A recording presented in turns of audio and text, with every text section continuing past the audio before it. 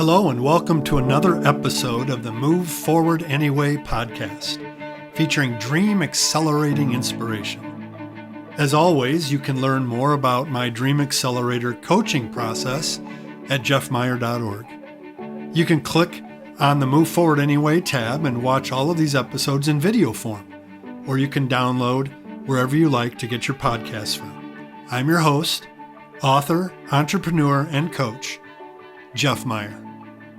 Hello, fellow successful dreamers. Thanks for joining me again on another episode of my podcast, Move Forward Anyway. I am really pleased to be talking with friends from Detroit today, Shikina and Chris Bodley. Thank you so much, you guys, for joining me on this podcast. I'm excited to hear the progress that you're making with your dream. I think it's a really awesome venture that you're up to, and I want to hear about the process and all that goes into it. But before that, why don't you introduce yourself to the audience today? Go first, please. Hello, I am Shikina Bodley, and I partner with this handsome guy over here. We've been married for, it'll be 32 years. Yeah. Oh, and, my goodness. And we Congratulations. Thank you. Mm-hmm. And we have 5 sons. And we are partnering in ministry together and partnering in life and business together. That's right.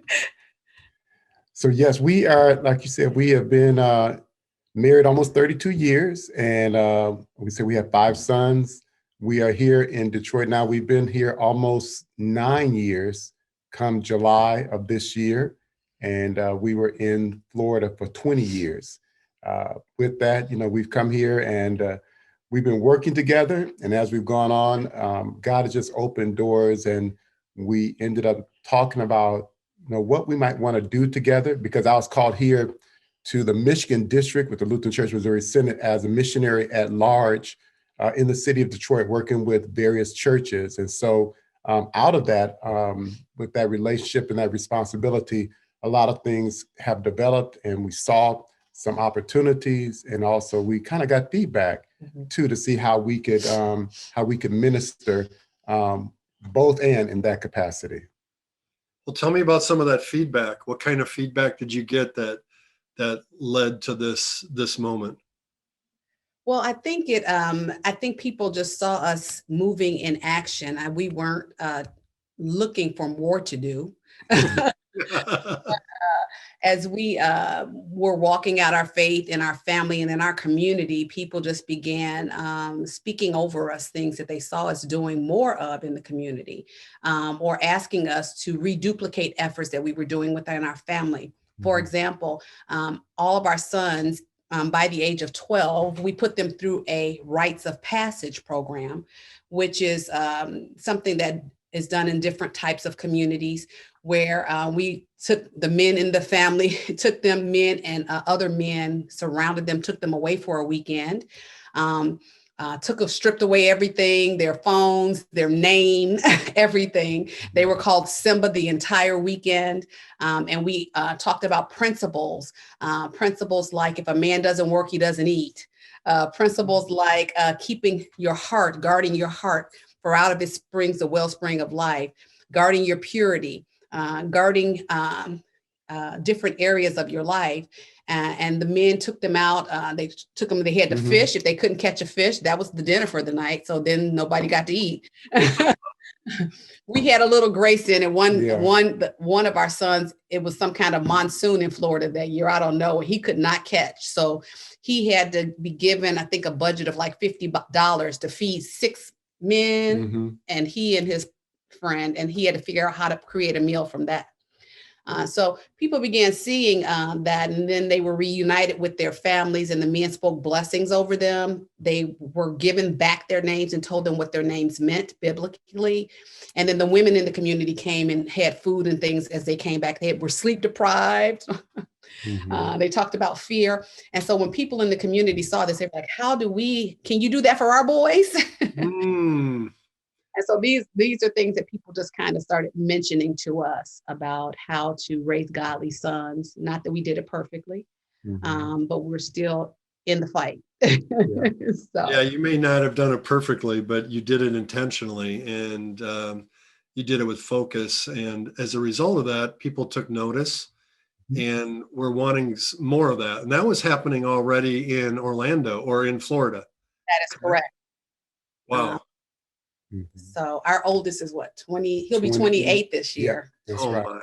So so we've been doing it all along, but when we came here to Michigan, it seemed like God just aligned people with us who had similar passions and it was just the right timing. I think it was a Kairos moment where God just kind of saw that people were in need. So we're in the process of thinking, we're taking our walks and we're just kind of like, what is God saying to us? What do we need to do?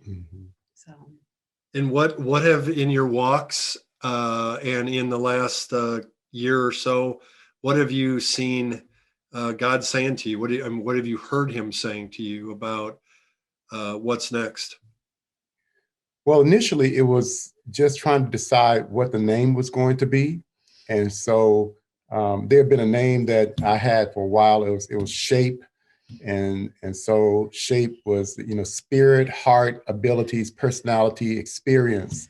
And because we had seen it and thought, boy, that would be great because we're looking at how people are formed spiritually, relationally, emotionally. And so when we went through that whole process of submitting it, it was like, nope. We sent it in, tried all sorts of configurations, and it just got kicked back. And so we decided we were looking at, what else would convey the values and the mission of what we wanted to do. And so we were walking. And so one day Shikina was walking and thought about Ephas, just kind of, figure out how to move the letters around. We want to keep the focus on those core values. And out of it came Ephas, which was, it means measure in Greek. And so we looked at that, and in the gospel, it talks about a measure of your faith. And so we looked at it from the standpoint of how we can add a measure of faith, a measure of grace, and all those areas. What can we add to be able to incorporate and empower people to live lives that are going to be purposeful and intentional and practical? EPHAS. You shared that with me last week, Chris, and I did not put two and two together. I'm a little slow. Those are actually the same letters as shape. Yes. Woo! Whoa. So you've come up with a name, the idea of measure, of growth, of spiritual development. Tell me about the spark. I think it goes back to your own boys, right? Raising your sons, you noticed something that you wanted to be more intentional about. Is that where the spark happened for Ephas, or even before you knew what Ephas would be? Is that where the spark happened, or was there something else that sparked this dream? I think it began as a slow kindling, kind of where we understood that God clearly was giving us messages all along the way about working as partners together. Even in PLI, when they began talking about, you hear these things like you're a pastor's wife and what that means to people. And what lane that means you should be in for people, versus in PLI, they empowered us to say you're his partner. And so I began thinking differently about that and looking at different models where we could maybe, even if we weren't allowed to do a Priscilla Aquila in the church, where we in the community could be marketplace ministers, where we are adding value to people. And I think the spark of understanding that God has called us is a reason why you have 5 sons. It's not an accident. and there's a reason why our marriage has been healthy and how God has safeguarded us and wrapped us. And so we don't ever want to take those blessings for granted. We always want to say, God, how can you use us? Will you use us in these areas? And so I think one spark or kindling that really kind of helped us, our son went away to college and he said, you know what I noticed? That people who don't have fathers, young men in college who don't have fathers, they behave differently than men who have fathers. And so our kids began giving us feedback. You know, you're forcing them to do things, dragging them, and then forcing them to fish when they don't want to fish. Yes. Yeah. And it seems as though the older they get, the wiser we get, miraculously. So they're giving us feedback about things that we did right, things that we probably could do better. And so that kind of helps us, because we know many times in underserved communities, there might not be very strong male role models, or female for that matter. And we wanted to make a difference. We wanted to impact our community, especially here in Detroit, and start where we are, and then go out. Now with COVID, we can be anywhere. So we're exactly not right. I mean, as much of a blow as that was to so many entrepreneurial ventures and businesses, it's opened up a whole world to our content and to the stuff we want to share. And I talk about this a lot, that your dream must live. And the reason why I'm doing what I'm doing is to help people like you be able to realize your dream, so that it spreads, so that it is successful and effective. And certainly we need healthy marriages and families that are on a solid foundation, and men growing up to be godly men, and women being raised to be godly women. And so you're really trying to make that a priority. So right now with Ephas, and you got the name, I love it, by the way. It's really great. And with that venture, tell me, what kind of obstacles or challenges, both external and internal, are you needing to overcome right now? Not necessarily overcome, but acknowledge and move forward anyway. That's the name of the podcast. And the whole premise is, we're never going to be free and clear of obstacles or fear, but we move forward anyway, because we know that it needs to live. It's got to work. And so we keep moving forward, even though we have negative self-talk and challenges from within and doubts and discouragement that hit us, but then we have outside barriers that come in. What are some of the things that you're dealing with right now that you need to address? So I know that we're definitely having to work on more of the content that, that will be, and being specific, because we are, as we talked about, the values and how we empower and equip, being able to then not only have that, how we figure out how to do that content or develop that content, we have it, but expanding it, and then having the platform, making sure that our social media platform would be able to really complement that and extend it, especially in COVID. I think that was one of the issues I knew, that when we were looking at communicating this idea, it's like, okay, I already perceived some people that I could begin talking with, but then once COVID took place, because these relationships I did not already have, they knew me face, it was a matter of saying, how do I connect with people? I'm not in their circle. They're not necessarily in my circle. And yet that's what marketplace is. I mean, the marketplace ministry is, how do you segue into that space and begin to build? And I'm realizing the idea of not giving people what I think that they want or what I think that they should have, but really what they want. And so really understanding that and making sure that, we're hitting that target. And so, in regards to not just being also narrow, but also being at least a little bit more wide, because part of the experience that I've had in Detroit was also understanding, working in community, how to help with soft skills, and realizing leadership and soft skills are important. And so rolling that all into, Ephas, and understanding that, how do we minister to the whole person? So I think would just definitely the two that come in my mind would be the content and the platform, so that we can have a broader reach.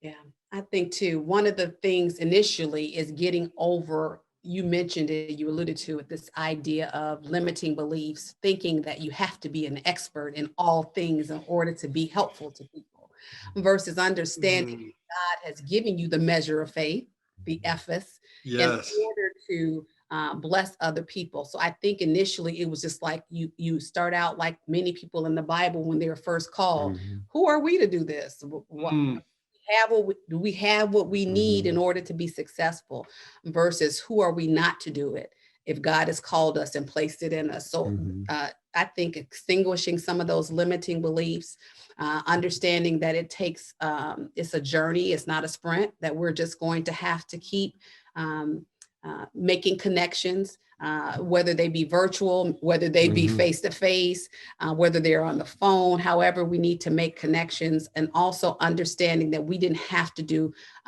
somebody else's model, meaning there are people who want to go into business and they spend thousands of dollars on marketing research and this, that, and the other. And that's not saying that that's not helpful. It just might mean that you might get somebody else's opinion about what you should be doing versus what God may be saying you should do. I think we have some counselors around us, but I think the more people we have around us to help us flush out the vision. So I think those are one of the things that we need more of, incubators and things like that. And so I think that those are all helpful, that will help move us forward along the way too. So. It's a fine balance, isn't it, to have advisors and to have counsel, and that's really helpful, but not have many advisors or too much counsel, or we can spend all our time thinking about designing and figuring out the whole thing before we take steps forward.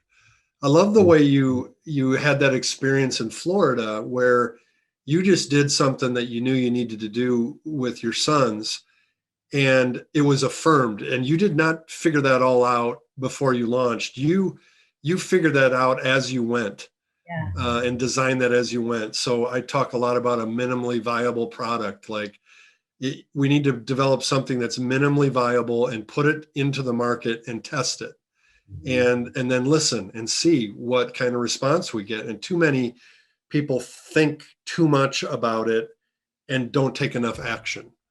I think it's also interesting, because you're in ministry, and because I'm in ministry, there's something interesting that's happening here too, you guys. And that is, for me, this is what the church should be doing. And this is what the church should have been doing all along. Some people will be challenged by what I'm doing with like the Dream Accelerator, and they go, why are you doing the Dream Accelerator? You're a pastor. Like, well, because fundamentally every person is a co-creator with their creator. And so I'm only doing what the church should have been doing all along, but I found it more ability to actually have it happen alongside the church and not try to bring it within the church. Do you resonate with that at all when you talk about Ephas? Yes. And I think that has been, so let me go back. So when we were in Florida and we were at our first assignment, and God had just placed some things, I was really, wanting, we were talking about ministry. We were in PLI and we were looking at what we were going to do. And at that time, Norb and Jackie Esch were the leaders at PLI, and Norb had come down to Orlando because we had a multi-ethnic congregation. We were, young. And so we went out there and showed them, said, yeah, we want to have this child development center. And we took them out to this movie theater where we were going to have it used in multiple ways, a child development center, overnight daycare. And we were there, and he was there, and he said, so who's going to help you with that? Well, we have leadership that's here. He said, okay, so what, who's going to do what? And I really did have an answer. I mean, we knew that there was a need, and yet then as we went on through a year or two, we realized that there were younger people that were with us that were excited about it. They were busy like us, but realized it was a challenge. And I realized one day a young man came into the office, one of our, proverbial sons, not our biological son. And he came in, I started sharing with him the vision. And he said to me, Pastor, do you think that's a vision that God gave you and not the church? At that moment, I said, Wow. And then what happened was that came 2 other times from 2 different people in 2 different other scenarios. And I was like, okay, so the things that I'm looking at and wanting, although I know they're important, the church wasn't really ready for that because the church had its own definition as to what it meant to be kingdom, as as opposed to being church, as opposed to being kingdom. Yeah. And I think too, a lot of times as church people, quote unquote, church people and pastors and wives and partners, I think a lot of times we think it's selfish. Sometimes we have to get out of we think, oh, I shouldn't be doing this. I gave my life to Christ. And so we have an old framework as well. So we think it has to be in the church. When very often, when you look at Jesus's model, he was rarely in the church doing ministry, so to speak. And so it's important for us, to think about the idea that maybe God is calling you, like Bodley said, this idea that maybe the vision that God is birthing in you is for you to do outside of the church, but taking the kingdom with you as you go. And being okay with the kingdom having on blue jeans and sleeves rolled up outside versus a 3-piece suit on inside a sanctuary that's air controlled. And so I think that's even more now God is showing us that the worship, if we're abiding in him, is not connected to a building directly. Our worship wherever we are. And so that can be taking your business to secular spaces, and with that, taking the Jesus you love with you. That's right. I love that. I think there's a tension. I think it's going to get less and less. Your sons' children will probably experience it more than we ever will get to. I think we're kind of like catalysts right now. And that is the comfort level with mission and ministry happening outside the walls of the institutional church. However, as called pastors and partners in ministry within these institutions, there's this ongoing tension between you're called here to take care of us, and you're doing all this stuff outside of here. What's going on? What about us? And also, something I've really wrestled with, I think, with my sabbatical, when I took 6 months, and I was like, I'm leaving the local church for 6 months. I struggled with my identity.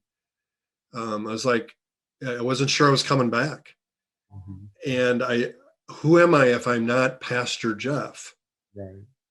And somehow, I think this is unique in the church space, but maybe not. Maybe this has happened in the world too. Like, we almost lose our own identity, our own vision in the process of leading a congregation. Like, our vision gets swallowed up by taking care of what everybody else wants of us. And I think it's really important for anyone who's listening to this. You might have a dream that has been in your soul, burning in your heart for a long time, that you've just kept pushing down because you feel like it's either selfish to pursue it, or whatever you're doing now isn't going to allow you to do it. It's, whether it's a day job or some other expectation of family or whatever. How do you remain true to yourself and your own calling in life? I don't even know what I'm asking here. I guess I'm just kind of preaching. Preach on. How would you encourage the listener right now to be true to themselves in the process of, following their dream and following their heart? Well, I think that it's always important to realize that everyone has a calling, and that oftentimes we have made that word so unique only to the church, as opposed to understanding that we have a calling, a vocation, however, that's even an issue. We have to expand our vocabulary so that it's more inclusive and more specific and more intentional. But understanding that and understanding how God works in us, because there's some things in us that, Psalms 139 says that we're fearfully and wonderfully made. And I think that when we recognize that we're fearfully and wonderfully made, then that allows us not to be put into a cookie cutter, but to allow that, God can allow for the walls to be moved. And I just love Joel too, where he says in the last days, I will pour out my spirit on all flesh.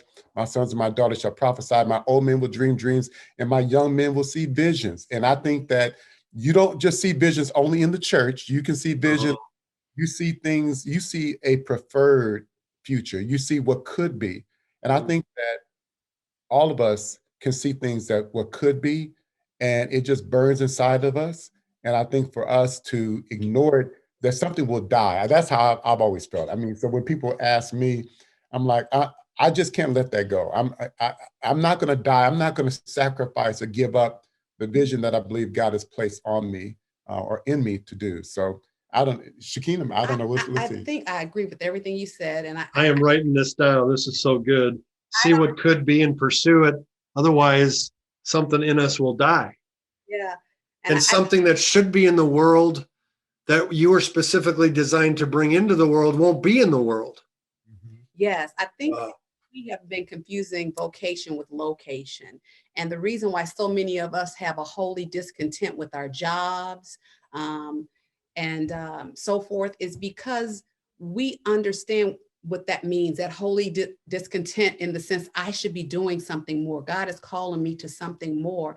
And instead we change our vocation for work. We make work versus job, right? So we say a job is where you clock in and out. Work, is always before you. And the work of the Lord is not limited to a location. Like they say, with a job, you can't wait to clock out. With a job, you can't wait to wake up in the morning to get busy to work, to get to work. And the work that God has called us to is most often not in the church. Is most often to expand his kingdom takes people who have courage to be outside, interacting with the forces of darkness and evil, even though that can be in the church as well. Maybe make that plain. Also, this idea that we understand that we are working for the Lord. We don't have jobs for the Lord. So that work goes in and out of spaces and time, and it has seasons. A job has a lifespan. Work has longevity, and it's what you do from the time you are conceived to the time they put you back in the ground. And so I think that we need to kind of always talk about it being the Lord's work that he's doing in us, through us, in spite of us. And we will have courage to kind of keep the vision alive. I often ask my husband, so if you knew you were going to be a pastor, you're almost at the age where you can retire from being a pastor. You've almost been a pastor for 30 years. What's next?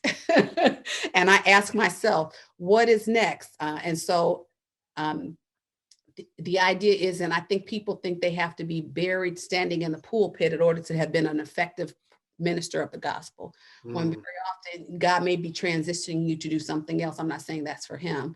I'm saying that for all of us, there comes a time when we have to analyze and say, God, where do you have me? But if I'm not doing this by automaticity, right? If I'm just doing this because it's easy and I know what I can do and not have to think about it, then that may be something that you want to stop and think about.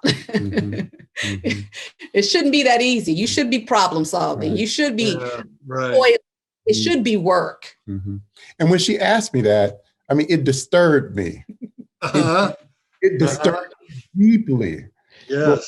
Because I looked at her in her realm, and from my perspective, I saw it. I said, she has multiple ways to be able to work in community. And it wasn't about the location. It wasn't about the title.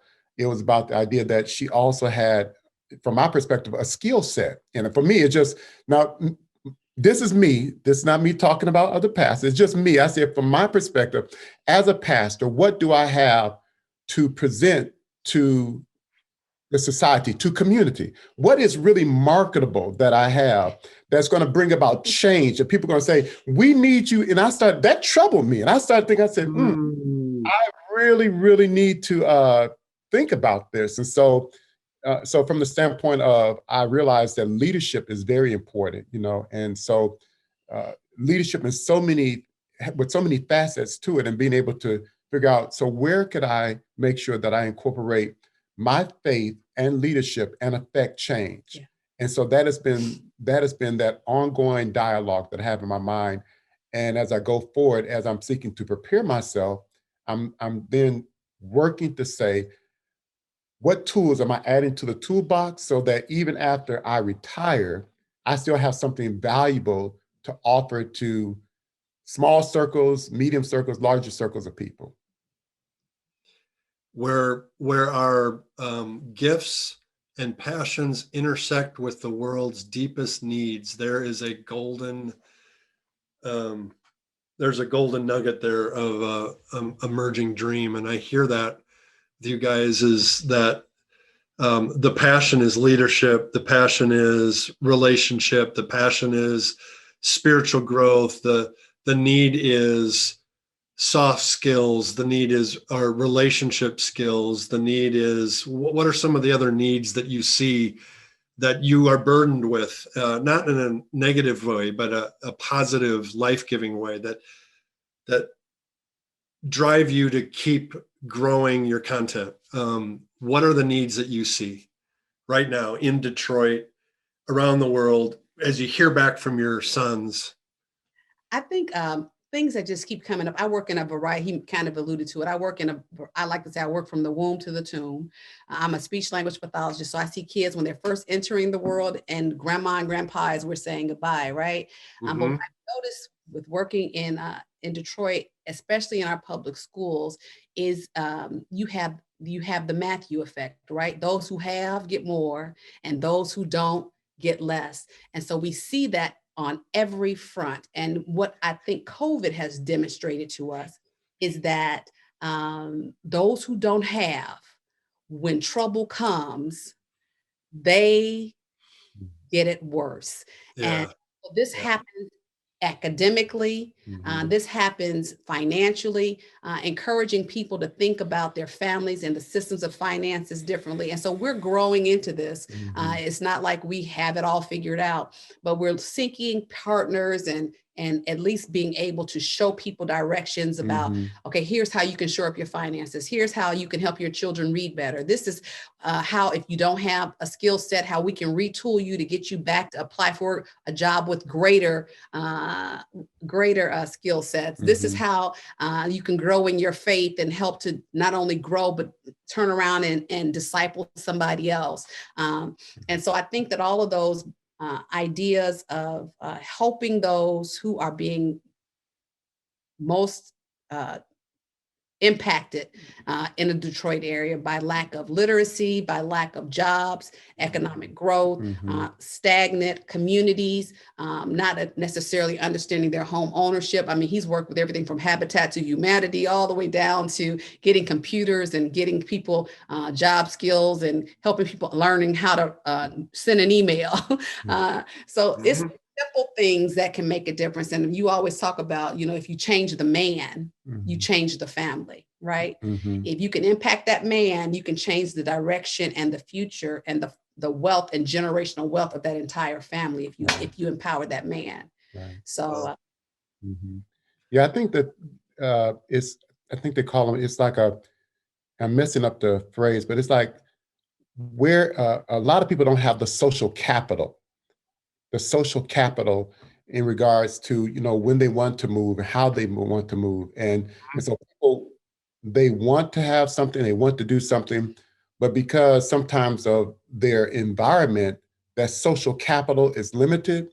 And I've seen that. And I've also seen how people have been a blessing to me, to us, and to ministry, how people, as sharing vision, others people can say, hey, we can help you in this way. And I've seen the amazing partnership. And so one day I was just sitting thinking, I said, there are a lot of people who don't have the access. I'm thankful when you talk about having privilege in that way. There was a privilege of people saying, okay, I'm connected to a ministry, to a church. And so it opened doors. And so I began thinking, well, how can I begin helping to open doors for other people who can't necessarily walk through, don't know what door to walk through, we don't know what to ask for. And so I think the ability to bring equitable access so that people can therefore have confidence and then move in that confidence and have that identity to be able to set the goals and then know how and where to go in order to continue achieving those goals in their lives.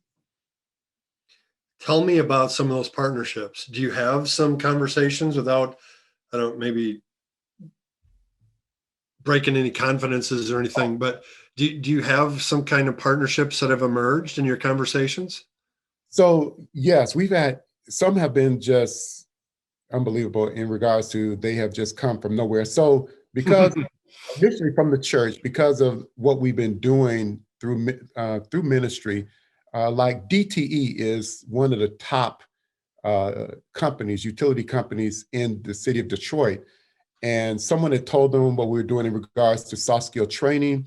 In fact, there was a gentleman who worked for DTE. He's like the manager, worked on the east side, and he was wanting to consider, what can I do in the community? So he just happened to look up A to E because he's Lutheran and looked at the district website, saw, what A to E was, what I was doing, and came and asked, hey, could I talk to you? And so through the conversation, we began to realize, he said, how can I help to employ people? I would like to employ people. And is there a way that you all could also be a conduit to connect people to DTE? And it was amazing because they would even help them go through the process of getting certified in areas, being aware when they were going to post the employment opportunities, and they were coming along with us to help get people ready. And so that one happened in COVID, and wow. It was amazing. And so, it's limited because we still have limited connections with people out in the community, but there were like 35, 40 people who showed up virtually in order to go through the training that DTE provided. And I think approximately 5 people were hired because they were limited positions. Wow. They hired people from the east side of Detroit. So that's just one of those partnerships that's just amazing and looking forward to expanding on as once we're coming out of COVID. Yeah, what's really affirming in all that is you hear people asking the same questions. Mm-hmm. And there's been no logical reason why you would connect with an energy company in Detroit. But there's a movement happening. And the movement is about bringing things into our world that will actually help people and will build communities and strengthen families. And when you stumble across people who are asking the same questions, it's a really powerful moment, isn't it? Yes.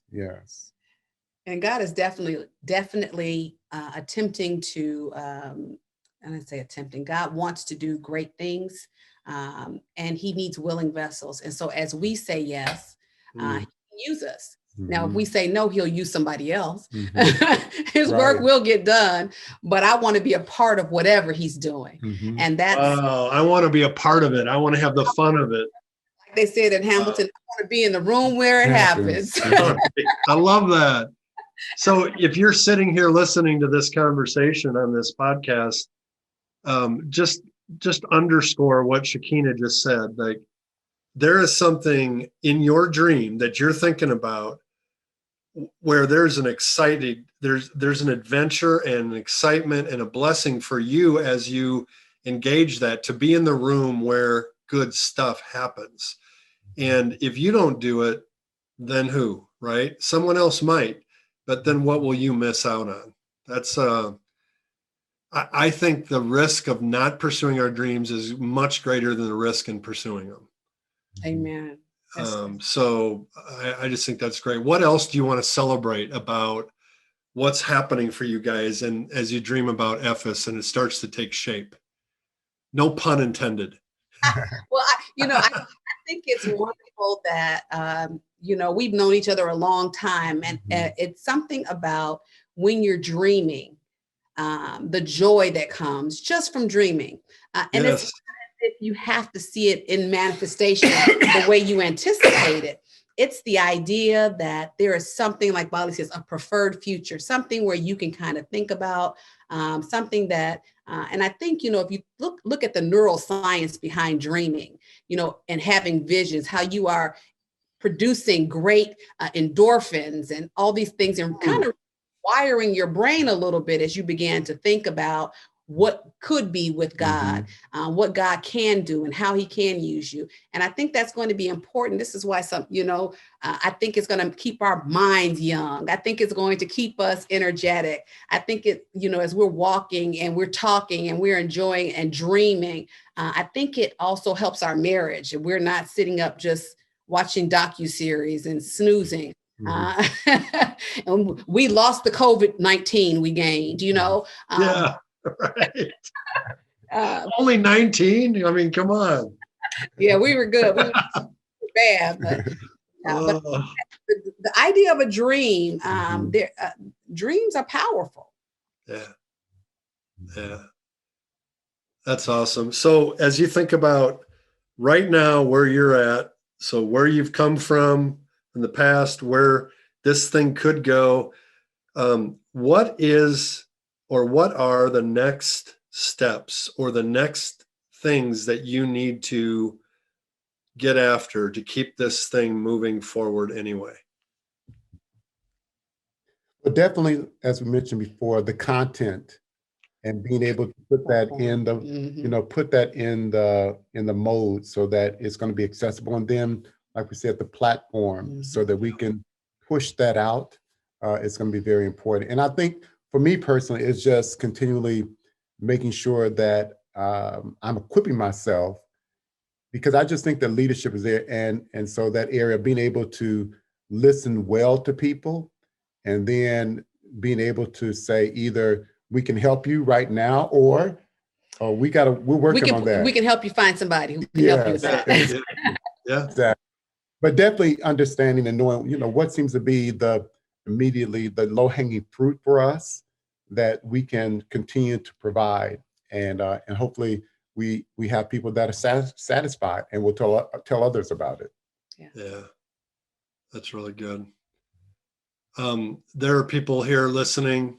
They've had their own dreams. Maybe it's been dormant for a while.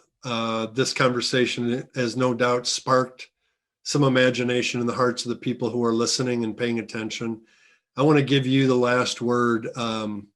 What do you want to say to them? What do you want to say to encourage them? I will say, listen, do not dismiss the day of small beginnings, and that regardless of where you are, that God is there, and that even Joseph thought his dream was at an end when he was in prison, and yet God, the key phrase was, and the Lord was with him. For me, that has always been encouraging, that even if I was in the proverbial pit, that it was important that God said that I'm with you, and that God can still bring things alive even when you're not at the finish line, but you're in process. So I think people should celebrate, even if you're not fully there, to recognize that God is doing a great work in the process, and that we once heard, it's always the middle, that's the tension. And so understanding that if we're in the middle, that's good. And if we're still yearning and hungering and having that desire, God is going to use that desire, and God is going to use the process to really to frame us, to fashion us, and then to finish what he started in our life. Awesome. What would you like to say, Shikina? Oh, he said it pretty well. He said it pretty good, didn't he? I was going to just say amen. Amen. But I want to also encourage you that if you are limiting yourself, don't let the dream killer in your life be you. I think it goes back to understanding how much God loves you and how perfect his love is for you, and how he's created you for such a time as this, that you're alive right now for a reason, for a purpose.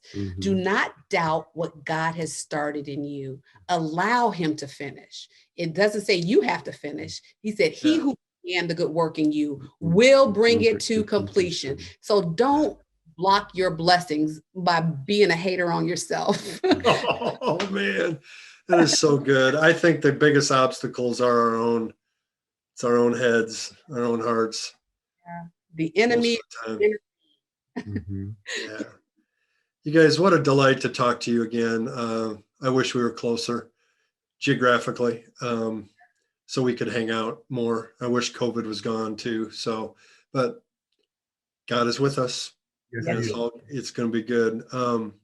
How can people get a hold of you if they want to know more about Ephas or about raising 5 sons or anything else for that matter? How can they reach you? You can reach us via email at ephasconsulting@gmail.com. That is the quickest way to get in contact with us. I don't want to give my personal number out. Yeah, no, that's good.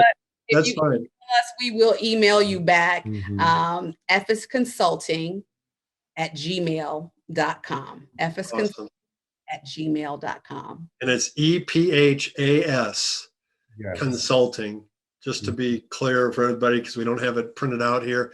We'll make sure that's in the show notes for you listeners. And when Shikina and Chris say they will respond, they mean it and they will do it. So if you have any questions, if you have any ideas or partnerships that you're like, oh my gosh, we're talking about the same thing, please reach out to these two.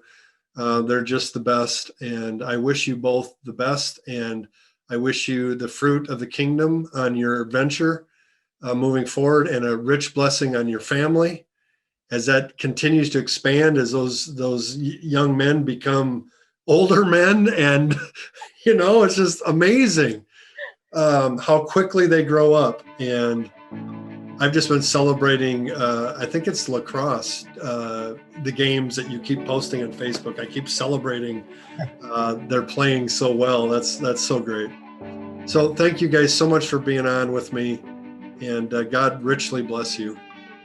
Thank you. Thank you, Jeff. You too. God bless. Hey, fellow dreamer. I hope you enjoyed today's episode. Head over to my website, jeffmeyer.org, for all the show notes and links. And remember, fear will come, fear will stay. Move forward anyway.